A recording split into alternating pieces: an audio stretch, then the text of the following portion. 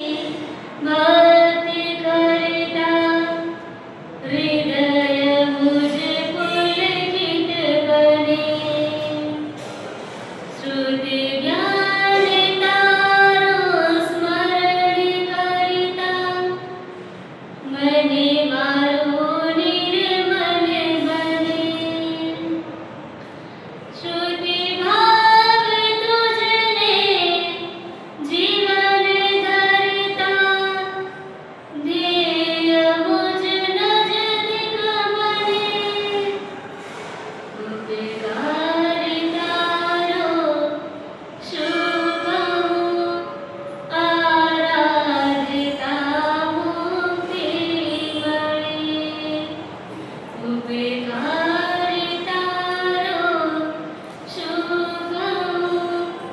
आराधिता मुक्ति मणि।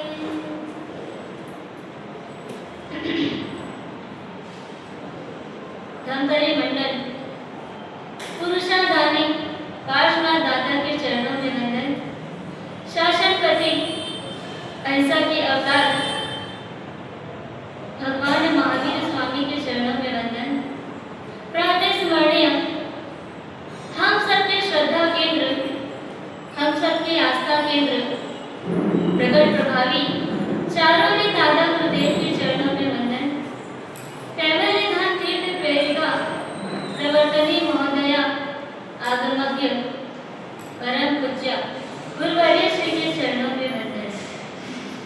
मम जीवन उद्धारिका मम जीवन सर्वस्व संग स्नेह वारिधि प्रवचन प्रवीणा परम पूज्य गुरुवर्य श्री के चरणों में वंदन।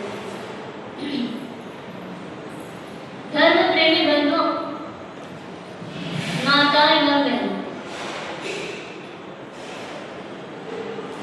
ज्ञानी भगवान महापुरुष हमें बार बार समझा रहे कि ये श्वास जो मिले गिनती के हैं। इस गिनती के श्वास में हम परमात्मा की भक्ति कर ले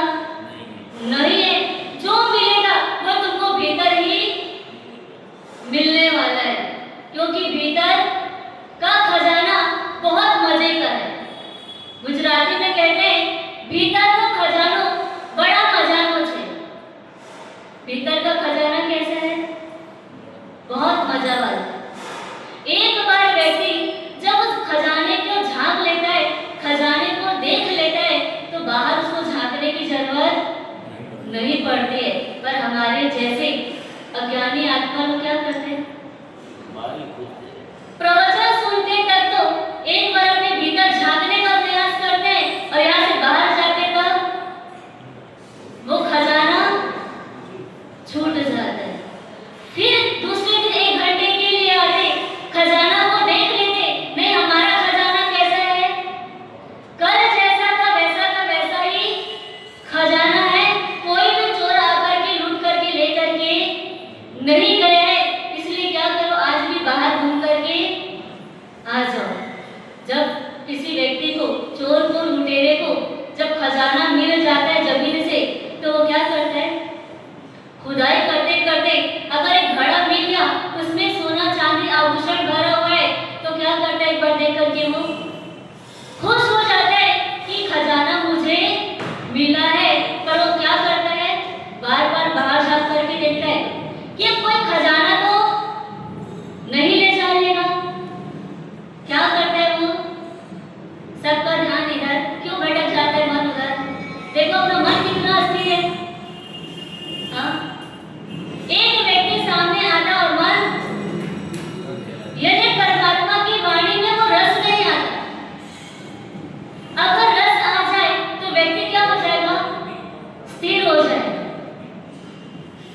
इसलिए परमात्मा कह रहे हैं कि स्थिर होने के लिए ये परमात्मा की वाणी एक माध्यम है जिसमें हम स्थिर हो सकते हैं। अगर उस चोर लुटेरे को वो खुदाई करते करते एक घड़ा मिल गया, उसमें सोना चांदी आभूषण भरा हुआ है, वो क्या करता है? देख करके तो खुश हो जाता है, पर फिर बाहर झांक करके देखता है कोई देख तो नहीं है, कोई देख तो नहीं है। मन क्या हो रहा है? अस्थिर हो जाता है। फिर बाहर जाता है, फिर अंदर आता है, फिर बाहर जाता है और फिर अंदर आता है। पर वो बाहर अंदर होता है, पर वो खजाने का वो उपयोग नहीं कर पाता है। विचार करो, इतना अमूल्य खजाना मिलने के बाद में भी अगर वो व्यक्ति उस खजाने का उपयोग नहीं करेगा, तो आप उसको क्या बोलोगे? हाँ? कितना मूर्ख व्यक्ति है। इतना अमूल्य खजाना मिला, इस खजाने का उसकी 7 पीढ़ी भी अगर उपयोग कर ले तो भी वो खजाना कभी खत्म नहीं होगा। उसके बाद भी क्या कर रहे हो? खजाना का उपयोग नहीं कर रहे। वैसी स्थिति हमारी है। हमारे भीतर भी बहुत खजाना भरा हुआ है, अमूल्य खजाना है, पर वो खजाने का उपयोग अभी तक भी नहीं हो रहा है। क्यों नहीं हो रहा है? क्योंकि मन चंचल है। अगर मन को स्थिर कर दे तो वो खजाना का उपयोग हो सकता है।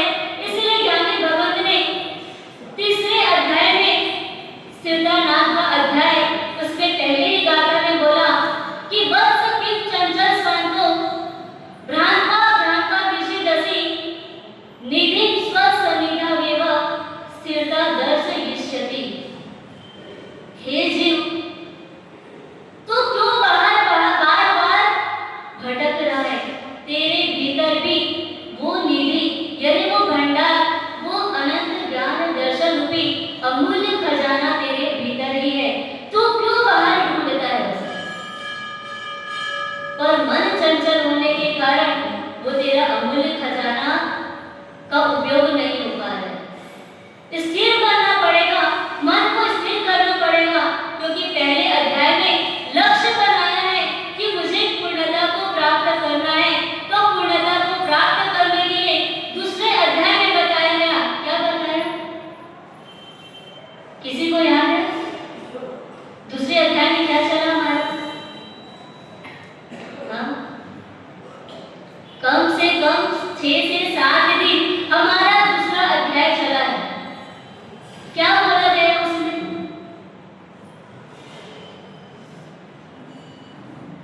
वर्षा आप ही बोलो, आप ही सुनो, हम क्या करें? हम अपनी उपस्थिति बस दे देते।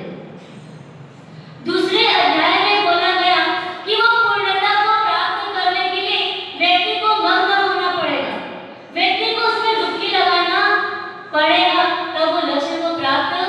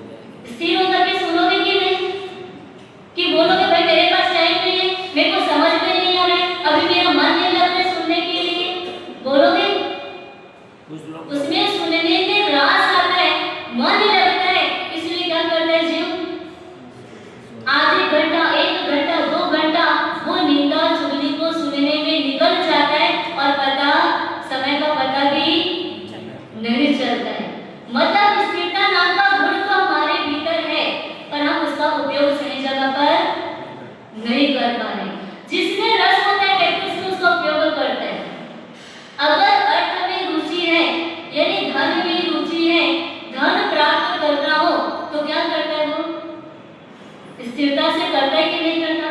दुकान जा रहा है, 1 घंटा दुकान खोलता है, फिर लॉक करके आ जाता है, फिर तीसरे घंटे जाता है, फिर खोलता है, फिर 1 घंटा बैठते है, वापस आता है। क्या करता है वो? हाँ? कितना स्थिरता के साथ मन लगा करके बैठता है कि मुझे धन अर्जन करना है। अगर मैं स्थिरता के बिना बैठूंगा तो मैं धन अर्जन नहीं कर पाऊंगा। इसलिए क्या करता है वो? स्थिरता गुण के कारण यानी मन लगा करके बैठता है कि मुझे धन अर्जन करना है, और हमारा कान भी तैयार होता है सुनने के लिए कि कहां से मुझे धन अर्जन हो सकता है। कोई दो व्यक्ति भी बातें कर रहे हैं कि यहाँ पे धन है और किस तरीके से व्यक्ति धन कमा सकता है, तो क्या करता है वो व्यक्ति? उसका कान भी वही चला जाता है। चाहे वो व्यक्ति कितनी भीड़ में बैठा हो, कितने भी हल्ले गुल्ले के बीच में बैठा हो, कितनी भी आवाज हो रही हो, पर क्या करते हैं मन? अगर अर्थ कमाना है, धन कमाना है, तो व्यक्ति समय को व्यर्थ नहीं करता है। वो समय का सार्थक करता है क्योंकि उसमें रुचि है, उसमें इंटरेस्ट है। इंटरेस्ट होने से क्या करता है वो? उसमें टेस्ट लेता है, स्वाद लेता है कि मैं ये काम को अच्छे से अच्छा कर सकता हूँ। अगर उसमें टेस्ट नहीं आता है तो व्यक्ति का जीवन क्या हो जाता है?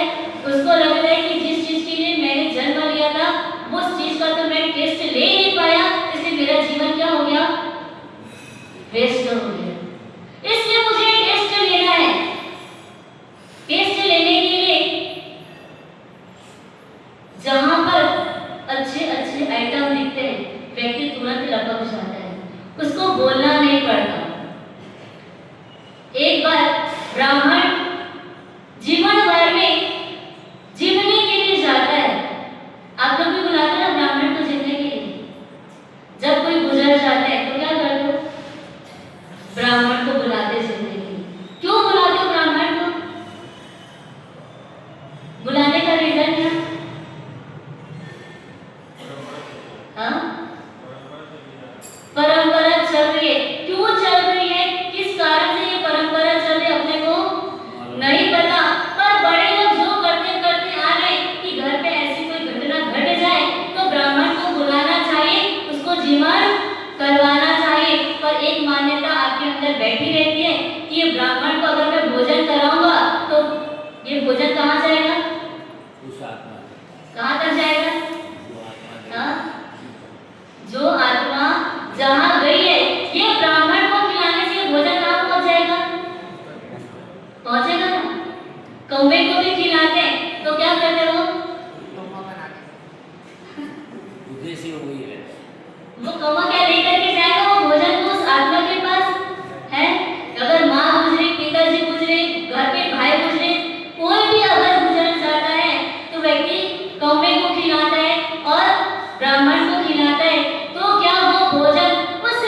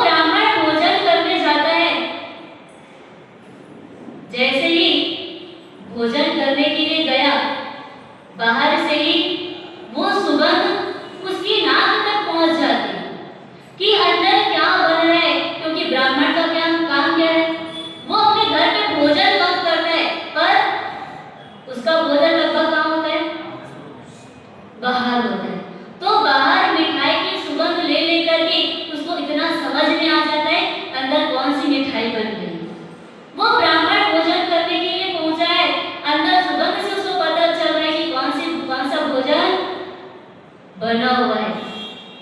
अब जब उसकी रुचि का भोजन, उनके पसंद की चीज अंदर बनी हुई है, तो मन क्या हो रहा है, बार बार जा रहा है। जैसे थाली परोसी जाएगी, मैं क्या करूंगा, वो भोजन जो आइटम है उसको पहले ही खा लूंगा। वो ब्राह्मण प्रतिदिन जाता है भोजन करने के लिए और आइटम ले लेकर के इतना हृष्ट पुष्ट हो गया, तंदुरुस्त हो गया, बाहर से इतना स्वस्थ दिखाई दे रहा है और अपने को लगेगा कि ये व्यक्ति कितना स्वस्थ है। पर स्वस्थता की पहचान किससे होगी? व्यक्ति स्वस्थ है ये कैसे पता चलेगा? फोटो खींचने से पता चलेगा या एक्सरे से पता चलेगा? एक्सरे से पता चल जाएगा कि वो व्यक्ति कितना स्वस्थ है। यदि व्यक्ति कितना भी अच्छा खा पी ले, व्यक्ति की हाइट, शरीर की ऊंचाई कितनी भी अच्छी हो, पर अंदर अगर लाइट न जले, यदि जागृति न आवे, तो ये मनुष्य जीवन क्या है? शरीर की हाइट कितनी भी अच्छी हो, पर अंदर अगर लाइट नहीं जल रही है, तो हमारा ये जीवन कैसा है? बेकार है। यदि मनुष्य का जीवन मिला है, ब्राइट करने के लिए मिला है, तो हम ये जीवन को क्या करें? वेस्ट ना होने दें। इसलिए जितना हो सके परमात्मा की वाणी को श्रवण करते हुए उसको जीवन में उतारने का प्रयास करना चाहिए। ये स्थिरता नाम का गुण। वो ब्राह्मण पहुंचा है भोजन करने के लिए, जैसे ही, और जब लड्डू भी बनाया, मोतीचूर का लड्डू बना हुआ है, उसमें घी भी जो डाला गया है वो प्योर शुद्ध घी। ये ब्राह्मण को खिलाने के लिए क्या? प्योर शुद्ध घी। पर घर के लोगों को खिलाने के लिए, माता पिता को खिलाने के लिए वो घी भी हम उपयोग नहीं करते। और वो जैसे शुद्ध घी का सुगंध उसके नाक में जाता है, विचार करते हैं यार कुछ लड्डू जो बना होगा बहुत टेस्टी बना होगा, आज तो भरपेट मुझे ये लड्डू ही खाना है। और जैसे ही थाली पे लड्डू परोसा गया, एक लड्डू अंदर गया, दूसरा लड्डू अंदर गया, तीसरा, चौथा, 5, 6, 7, 8, 9, 10 लड्डू अंदर चले गए। अब क्या हो गया? पेट टाइट हुआ होगा कि नहीं? मैंने 10-10 लड्डू आए साइड कुछ भी नहीं खाया। ये भोजन की बात करते करते एक बात याद आ गई। एक व्यक्ति ऐसे भोजन में झिलने के लिए गया, जाते ही जैसे थाली परोसी गई, वो सबसे पहले बोला मुझे भोजन में सबसे पहले चावल ला करके दो। चावल का टाइम कब होता है झिलने का? लास्ट में होता है। पर वो व्यक्ति कहता है कि सबसे पहले मुझे चावल ला करके दो। दाल चावल लेकर के आया, 1-2 चम्मच जितना दाल चावल खाया, फिर मिठाई बुलवाया, जो 4-5 प्रकार का आइटम बना हुआ था, वो 4-5 प्रकार का आइटम आकर यानी गले में आ जाए उतना वो मिठाई को खा लिया। उसके बाद वापस चावल मंगाया, 2-3 चम्मच वापस चावल खाया। आप लोग को बात समझ में आ रही? क्यों चावल क्यों खाया होगा पहले?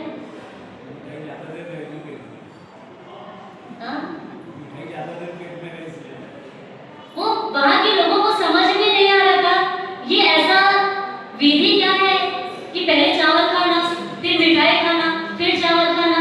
ऐसा तो आज तक हमने किसी को देखा नहीं। भैया सबसे पहले परोसा जाता है तो मिठाई परोसी जाती है, फिर सब्जी रोटी, फिर चावल, इस प्रकार का भोजन होता है। पर ऐसा तो कभी देखा नहीं। उस भाई को बार बार पूछा गया तो वो भाई कहता है अगर मैं इस प्रकार का भोजन करता हूँ, अगर मुझे उल्टी हो जाएगी तो सबसे पहले क्या निकलेगा? सबसे पहले चावल निकलेगा। अगर लूज मोशन हो गया तो सबसे पहले क्या निकलेगा? चावल निकलेगा। मतलब मिठाई तो क्या रहेगा? पेट में ही रहेगा। इसलिए मेरी तो विधि क्या है, मैं इस तरीके से भोजन करता हूँ। तो वो ब्राह्मण भी 8-10 लड्डू खा लिया, गले तक पेट भर चुका है।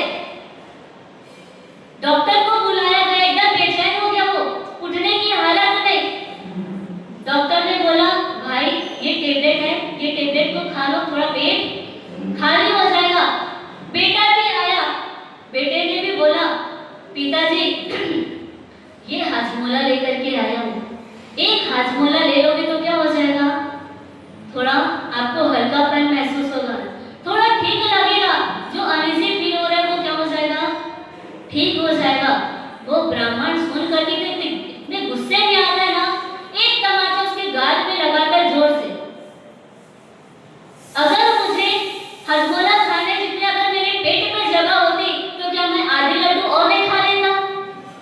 हाँ, अगर पेट में हजमोला टेबलेट खाने जितनी भी जगह होती तो मैं क्या खाता? लड्डू कोई नहीं खा लेता।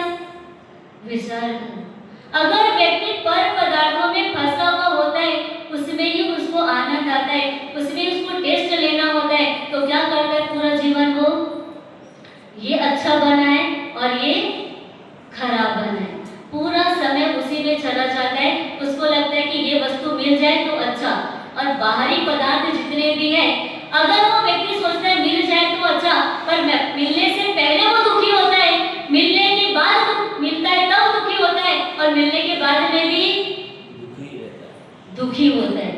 विचार करो, ये पर पदार्थ ऐसे ही है, ये पुद्गल ऐसे ही है, नाशवान है, मिलने के पहले भी आपको दुखी करता है, और जब मिल जाता है तो भी आप दुखी होते हो, और मिलने के बाद में भी क्या हो रहे हो, दुखी हो रहे हो। पर ये आत्मा का खजाना ऐसा है कि मिलने से पहले उसको अगर लेना चाहे तो व्यक्ति प्रसन्न होता है, मिलता है तब भी प्रसन्न होता है, और ये ऐसी चीज है कि मिलने के बाद कभी ज्यादा नहीं, इसलिए वो व्यक्ति क्या होता है, प्रसन्न ही रहता है। ये प्रसन्नता का जीवन जीने के लिए ये कौन सा भाव मिला है, मनुष्य का भाव मिला है। इसलिए ज्ञानी भगवान कहते हैं कि बाहरी पदार्थों में, बाहरी दुनिया में अगर व्यक्ति ग्रेट बनता है तो मोक्ष का गेट खोलने में वो व्यक्ति क्या हो जाता है, लेट हो जाता है। मोक्ष का गेट जल्दी से जल्दी खोलना हो तो ये बाहरी पदार्थों से क्या होना है, अपनी आसक्ति, अपना मोह, अपना ममत्व ये छोड़ना ही पड़ेगा। जब तक उसके साथ चिपके रहेंगे, जब तक उसके साथ लगाव बना रहेगा, तब तक वो व्यक्ति जो शाश्वत आनंद को प्राप्त करना चाहिए वो आनंद को प्राप्त नहीं कर सकता है। बाहरी दुनिया में कोई भी चीज बोला गया ये सब नाशवान है, चाहे अच्छे से अच्छे ब्रांडेड चीज भी आप खरीद लो, आपको लगता है कि ये मेरा लाइफ टाइम चलेगा, पर कोई भी चीज लाइफ टाइम चलने वाली नहीं है। यानी परमात्मा ने बोल दिया कि हर वस्तु का एक टाइम फिक्स है। जैसे आप दवाई खरीदते थे उसमें क्या होता है, एक्सपायरी डेट होता है, उस एक्सपायरी डेट के बाद वो टेबलेट खाई नहीं जाती, यानी वो भी खराब हो जाता है। वैसे संसार में जितने भी पदार्थ हैं वो सब कैसे हैं, एक्सपायरी डेट वाले। पर एकमात्र रुपए कैसे है आपके पास, जो आपको रुपए मिला, जो आपको नोट मिला, वो एक्सपायरी डेट वाला है कि नहीं? किसी के पास है? मास अगर एक्सपायरी डेट वाला वो नोट मिलता तो इतना पुरुषार्थ और प्रयास नहीं होता है। अगर वो उसमें एक्सपायरी डेट नहीं लिखा है, इसलिए व्यक्ति क्या करता है, ये तो मेरा लाइफ टाइम चलने वाला है, ये अगले भाव में भी मेरे साथ जा सकता है, ऐसा विचार करके क्या करता है, पूरे टाइम उसी को ही प्रयास प्राप्त करने के लिए वो पुरुषार्थ और प्रयास करते रहता है। एक बार एक पंखा बेचने वाला निकला, और पंखा बेचने के लिए जब निकलता है तो आवाज लगाते हुए निकलता है गलियों में कि पंखे ले लो, पंखे ले लो। जैसे ही सेठ जी ने सुना कि पंखा बेचने वाला आया है, गर्मी का टाइम है, अब क्या करोगे, पंखा खरीद लेता हूँ। वो पंखे वाले को बुलाया, पंखे वाले को पूछा भाई तेरा पंखे का रेट कितना है? वो पंखा वाला कहता है कि 20 रुपए का पंखा है। 20 रुपए का पंखा, इसकी गारंटी कितनी है? उसने बोला लाइफ टाइम की गारंटी है। कितनी गारंटी पंखे की? लाइफ टाइम की गारंटी। उसने सोचा जब लाइफ टाइम चलने वाला है तो क्या करूं, पंखे को खरीद ही लेता हूं।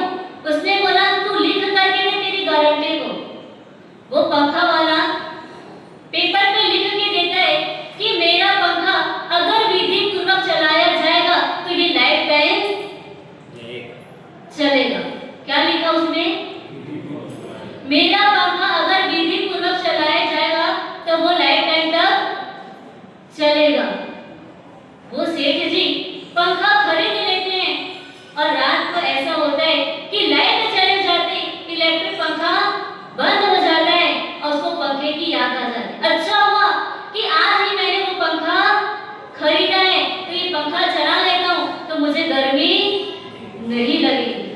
वो पंखा जैसे निकाला, आधे घंटा, 1 घंटा, 2 घंटा चला होगा और वो पंखा तो क्या हुआ? चलना बंद हो गया, टूट करके फेंका गया। तितर बितर हो गया वो पंखा। अब वो सेठ जी को बड़ा गुस्सा आया। इस पे लिख करके दिया था कि ये तो लाइफ टाइम चलेगा, पर ये तो 2 घंटे में ही क्या हो गया? टूट गया। और दूसरे दिन वो पंखा वाला फिर बेचने के लिए निकला, पंखे ले लो, पंखे ले लो करके। इलाहाबादी पंखा है, ये पंखा कभी भी टूटेगा नहीं, लाइफ टाइम की गारंटी है। ऐसा बोलते बोलते वो पंखा बेचने वाला निकल रहा है। जैसे वो सेठ जी सुना, वो पंखे वाला फिर आ गया और बोलता है गारंटी है, लाइफ टाइम चलेगा, पर ये तो 2 घंटे में ही टूट गया। उसको गुस्से से बुलाया। जैसे ही वो पंखा बेचने वाला आता है, उसको बोला, भाई तेरा पंखा किस तरीके का है? ये तो 2 घंटे में ही टूट गया। तूने तो बोला था कि लाइफ टाइम चलेगा। बोला, हाँ मैंने बोला था लाइफ टाइम चलेगा, मैंने लिख करके भी दिया कि मेरे पंखे को अगर विधि पूर्वक चलाया जाएगा तो क्या होगा? ये लाइफ टाइम तक चलेगा। आपने किस तरीके से इसको चलाया? बता दे जिस तरीके से चलाया था। बोले विधि क्या है ये बता दे। तो बोले विधि बताने के लिए तुझे दूसरा पंखा खरीदना पड़ेगा। वो भी बड़ा उस्ताद। पंखा बताना है, विधि बताने को क्या करना पड़ेगा? तुझे दूसरा पंखा खरीदना पड़ेगा। अब वो सेठ जी 20 रुपए का वापस क्या किया? नया पंखा खरीदा और वो विधि बताया कि जब भी आपको तेज गर्मी लगे तो क्या करना? वो पंखे को अपने मुंह के सामने रखना और अपने सिर को हिलाना। क्या करना है? पंखे को अपने मुंह के सामने रखना और सिर को हिलाना है। जितनी तेज गर्मी लगे उतनी ज्यादा अपने सिर को हिलाना है। सिर टूट जाएगा पर पंखा नहीं टूटेगा। मतलब वो पंखा कितने समय तक चलेगा? कितने समय तक चलेगा? ऐसे ही पंखा चाहिए ना आपको? हाँ, हमको ऐसा ही पंखा चाहिए। अगर ऐसा ही पंखा चाहिएगा तो वो क्या होगा? 2 घंटे में टूट जाएगा। ये परमात्मा का शासन मिला है। अंदर का जो खजाना है, अंदर का जो पदार्थ मिला है, उसका उपयोग करोगे तो वो क्या होगा? वो लाइफ टाइम तक आपके साथ चलेगा। वो लाइफ टाइम यानी हम जो प्रतिक्रमण करते हैं, जो पूजा करते हैं, माला फेरते हैं, उसमें हमारा शरीर हिलता है, हमारा हाथ हिलता है, और अंदर का जो हृदय हिलना चाहिए, जो अंदर की लाइट जलनी चाहिए, जो अंदर की जागृति आनी चाहिए, वो जागृति नहीं आ पाती है। इसीलिए भाव और भ्रमण चल रहा है। इसलिए ज्ञानी भगवान कहते हैं जो विधि मिली है, जिस क्रिया को जिस विधि से करने को बोला गया है, उस विधि से अगर करते हैं तो हमारे जीवन में स्थिरता आती है। ये स्थिरता लाने के लिए ये मनुष्य का भाव मिला, इसलिए हमको पुरुषार्थ और प्रयास करना है। ये समय को हमारा व्यर्थ जाने नहीं देना है। जितना भी समय मिले उस समय में क्या करना है? अपने समय का सदुपयोग करना है। और साथ में ही एक बहुत आनंद का अवसर आपके धमतरी शहर में आया है कि जो गुरु भगत बैठे हैं, आज क्या है उनका? क्या है? अवतरण दिवस है। यानी आज के दिन, यानी 52 इयर्स पहले वो शायद ये शासन में अच्छे से अच्छा काम कर सके, इसके लिए अवतरण हुआ है। ये गुरु भगवान के अंदर कितनी क्वालिटी है। ये पहले बोले कि तुमको कुछ बोलना नहीं है ना। अगर मैं बोलती हूँ तुम्हें तो शायद डांट भी पड़ जाएगी, पर सुन करके ये गुरु भगवान के अंदर कितनी क्वालिटी है। यानी दीक्षा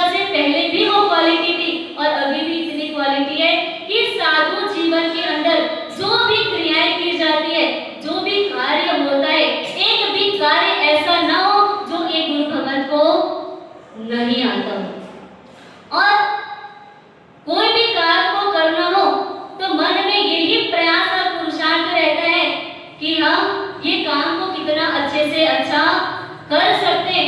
थोड़ा सा भी 19-20 होता है तो वो पसंद नहीं आता है, क्योंकि खुद वो काम को अच्छे से अच्छा करने का प्रयास और पुरुषार्थ करते हैं।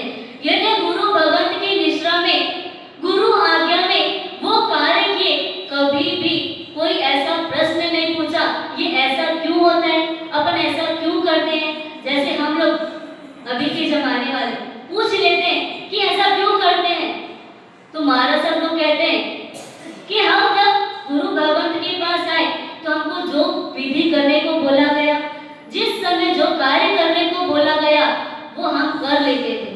कभी भी हमारे मन में ये प्रश्न नहीं आया कि ऐसा क्यों करते हैं, क्यों करना चाहिए, क्यों नहीं करना चाहिए। इसलिए आज हम कितने आगे बढ़ गए। अगर वो किंतु परंतु वाला प्रश्न होता तो शायद हम आज आगे बढ़ नहीं पाते। और सबसे बड़ा सपोर्ट ये जो अलग चातुर्मास हुआ, अगर मैं ये जो प्रवचन भी दे पा रही हूँ तो सबसे बड़ा सपोर्ट ये महाराज सबका है। इन्होंने बोला है कि ना तो तुमको गोचरी जाना, ना तो तुमको पानी जाना, जो भी करना है तुमको अपने मात्र और मात्र क्या करना है, पढ़ाई पे ही ध्यान देना है, क्योंकि तुमको प्रवचन संभालना है। यानी जो 3 टाइम की क्लास लगती है वो क्लास में भी मुझे नहीं बुलाया जाता। संडे को जो बच्चों की क्लास लगती है उसमें भी मुझे इन्वॉल्व नहीं है, क्योंकि तुम प्रवचन की मात्र और मात्र क्या करो, तैयारी करो। तो सबसे बड़ा वाला सपोर्ट इनका है कि जो मैं इस पार्टी में बोल पा रही हूँ, नहीं तो शायद इतना बड़ा सपोर्ट नहीं होता।